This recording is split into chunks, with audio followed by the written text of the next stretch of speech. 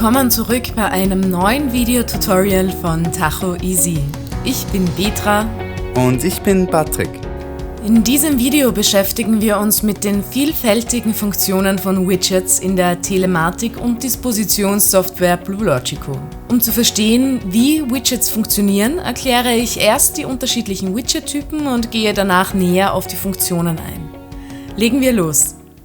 Es gibt 4 unterschiedliche Arten von Widgets. Stopp, warte mal. Was sind denn Widgets überhaupt?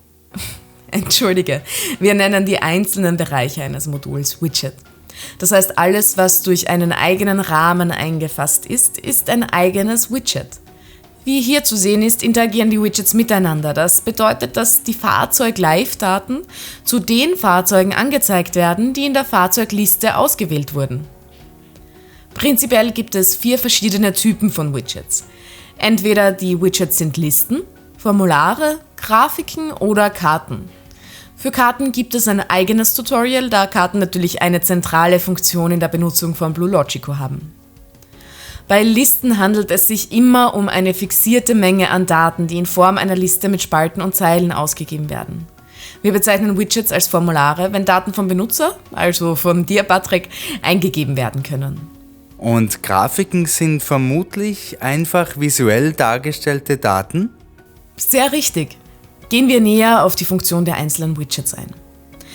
Die Funktionen der Widgets lassen sich über das Menü hier oben aufrufen. Einige Funktionen haben alle Widgets gemeinsam, einige Funktionen sind typspezifisch. Jedes Widget kann ausgedockt werden.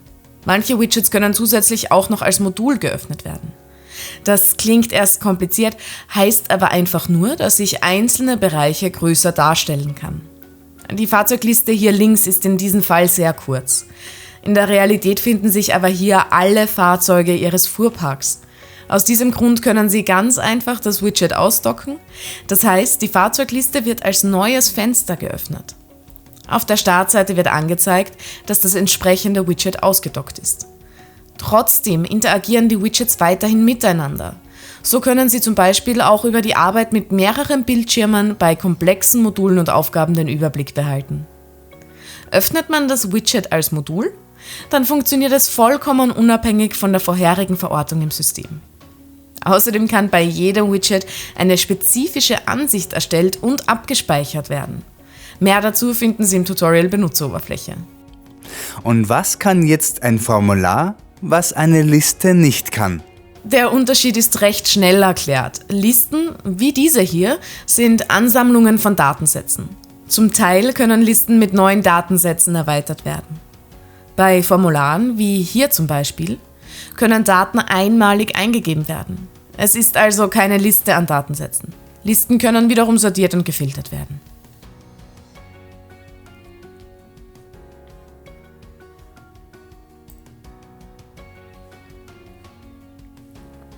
Alles klar. Zeigst du mir noch ein Grafik-Widget? Im Modul Bewertungsgrafik finden wir viele Grafik-Widgets.